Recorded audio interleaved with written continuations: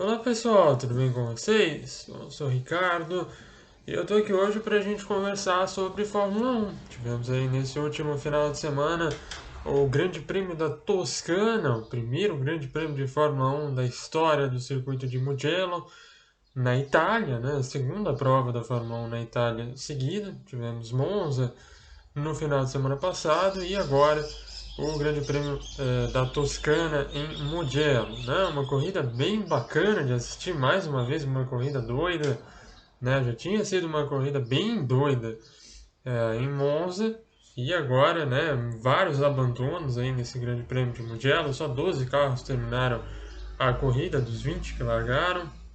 O pódio foi mais normalzinho, né? Mas ainda assim a gente teve um estreante. O Alex Albon conseguiu o primeiro pódio dele, terminando na terceira posição. A gente já vai falar um pouquinho mais sobre o tailandês. A vitória ficou com o Hamilton, seguido pelo Valtteri Bottas, mais uma dobradinha da Mercedes. O Hamilton conquista sua 90ª vitória na carreira.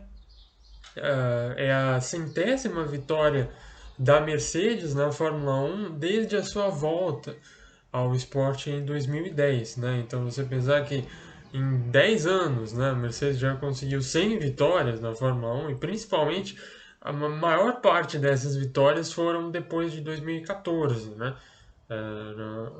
Ali a partir da nova era V6 híbrida. Então é realmente uma história fantástica, né? Que essa montadora vem construindo na categoria. A gente tem que aprender a valorizar, né, o quão sensacional mesmo é que uma equipe consiga chegar a esse nível de excelência, né? Mas enfim, eu separei dois assuntos específicos para a gente eh, discutir um pouquinho mais nesse vídeo. O primeiro deles vai ser algo que eu já comentei um pouquinho rapidamente, foi a questão do pódio do álbum, né? O álbum conseguiu chegar na terceira posição, primeira vez que ele termina entre os três primeiros de uma corrida, e esse resultado vem num momento, né, muito importante da carreira dele, porque a gente vai lembrar que no final de semana passada o Gasly ganhou uma corrida, né? Ganhou uma corrida com a AlphaTauri, que é a equipe B da Red Bull, enquanto o Albon terminou em último, se eu não estou enganado, fora dos pontos. A própria temporada 2020 do Albon, ela vem sendo assim bem difícil, né? Bem complicada. O Albon tendo problemas aí para terminar à frente dos carros que em teoria são do meio do pelotão, né? Das McLaren, das Racing Point, até das Renault em algum momento. E enfim, nesse final de semana ele conseguiu classificar bem, né? Classificou na quarta posição, atrás apenas das Mercedes e do Verstappen. Teve algumas largadas ruins, o Albon largou mal na segunda. A corrida teve três largadas paradas esse final de semana, né? Então até confunde um pouco, mas eu acho que na segunda e na terceira largada parada ele acabou perdendo posições nas duas, mas conseguiu se recuperar, conseguiu fazer ultrapassagens aí no decorrer da prova e ultrapassou o Ricciardo nas voltas finais para conquistar essa terceira posição. Chegou a dar uma encostada assim no Bottas, parecia que ele ia tentar alguma coisa, mas na verdade é que era mais o Bottas que estava tomando conta ali do seu ritmo do que o Albon, que realmente estava mais rápido do que ele, né?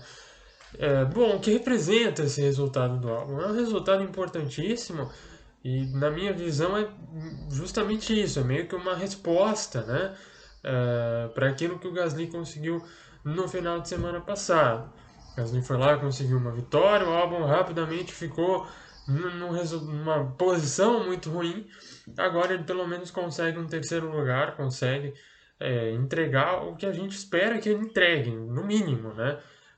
Que é ficar atrás somente das Mercedes e à frente aí desse pelotão, desse meio do pelotão, que é uma coisa bem equilibrada. Isso significa que a vaga dele já está garantida, que ele merece tudo, que a temporada dele já está ótima? Não, obviamente não, né? Como eu falei, ele teve alguns pontos que precisam melhorar ainda nesse final de semana, essa questão das largadas foi bem complicada, ele perdeu várias posições durante as relargadas. Até na própria corrida, né? Se a gente recordar um pouquinho, o Albon estava em quinto. Ele estava atrás do Stroll. E o Stroll estava numa posição melhor do que o Ricciardo.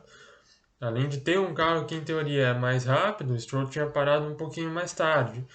Então a tendência é que esse terceiro lugar ficasse com o Stroll. Mas o Stroll teve o abandono, que não foi nem culpa dele, né? O acidente foi um acidente bem forte.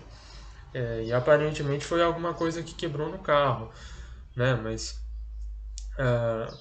enfim, para resumir as coisas, eu acho que é isso. O resultado do álbum é muito bom e ele vale como uma resposta àquilo que o Gasly conseguiu no final de semana passado, mas, obviamente, ainda existem pontos a melhorar e, principalmente, existe um caminho a ser trilhado. Então, o álbum conseguiu esse terceiro lugar, beleza. Próxima corrida, vamos repetir esse resultado, vamos ficar ali nessa posição, quarto, quinto, se possível tentar brigar por um pódio. Eu acho que vai muito disso daí para o álbum conseguir garantir essa vaga dele na Red Bull no ano que vem. Tem que manter esse bom rendimento, né, que ele conseguiu nesse final de semana. Em contrapartida, o Gasly teve, né, o resultado pior possível, que foi o abandono na primeira volta, mas o Gasly andou bem durante os treinos livres. A questão é que ele não conseguiu encaixar a volta no treino de classificação, né? Acabou se classificando bem lá embaixo, né? Ficou no Q1 ainda. E, né, isso acabou atrapalhando bastante o final de semana dele, mas a julgar por uma média, né, do final de semana, você pegar todos os tempos que ele fez nos treinos livres, Gasly vinha para mais um final de semana consistente. Então isso né, ainda mostra que o piloto francês está sim tendo um rendimento muito bom no carro da AlphaTauri. Não foi uma vitória que caiu assim do céu completamente. Ele também tem a sua questão de mérito e é por isso que nós estamos falando tanto em uma possível briga aí por uma vaga no assento da Red Bull, né? Mas enfim, sobre essa questão da Red Bull, Albon, Gasly, é isso. Vamos para o segundo assunto do final de semana, que vai ser aquele acidente bem bizarro que a gente viu na primeira e única relargada em movimento que a gente teve, né? Que foi depois do safety car ocasionado pelo acidente entre Verstappen, Gasly e tudo mais. Os carros bateram lá na reta e essa batida acabou causando a primeira bandeira vermelha, né? Cara, foi um lance assim, né, que a gente não esperava ver na Fórmula 1.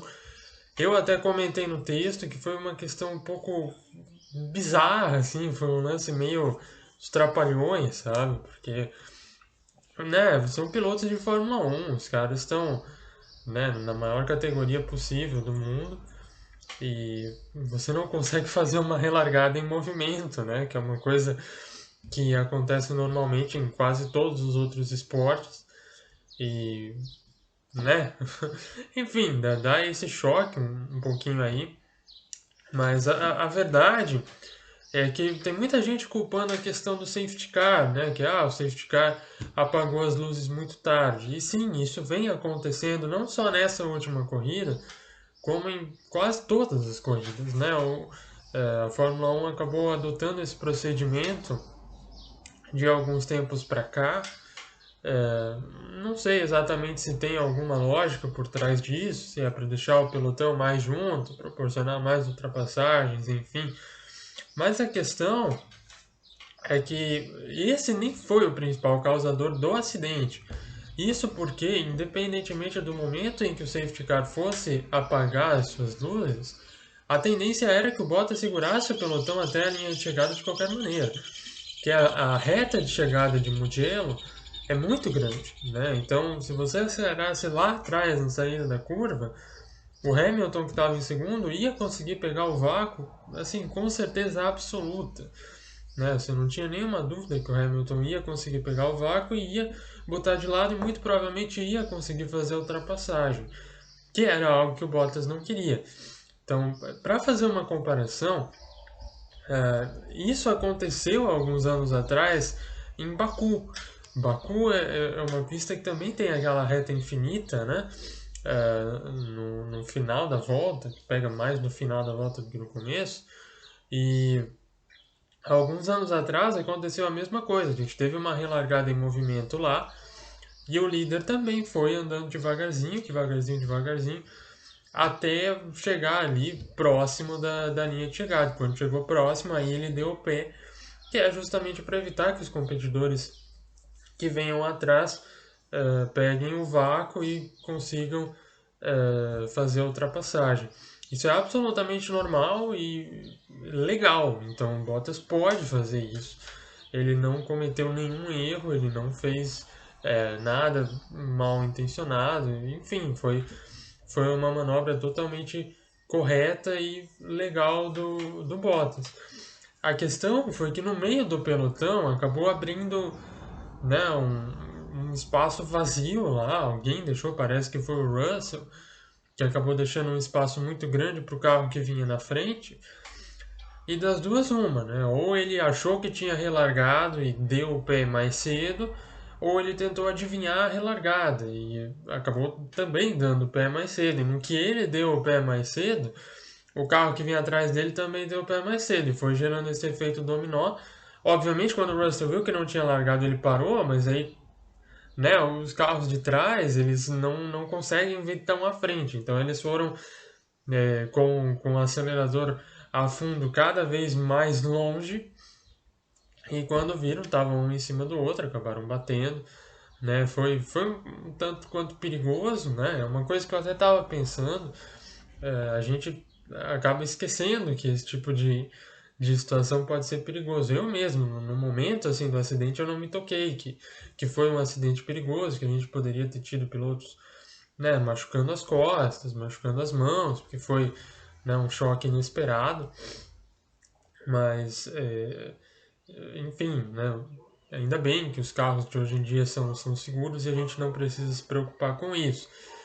Mas, né, de maneira geral, não foi unicamente culpa de ninguém. Citei o Russell, né, mas como eu falei, não se sabe exatamente qual que foi o motivo pelo Russell ter acelerado. Ele pode ter, sei lá, julgado mal, ter achado que o carro da frente tinha relargado e acabou causando toda essa situação. Pode não ter sido necessariamente né, uma tentativa de ganhar vantagem ali do Russell em tentar antecipar a largada.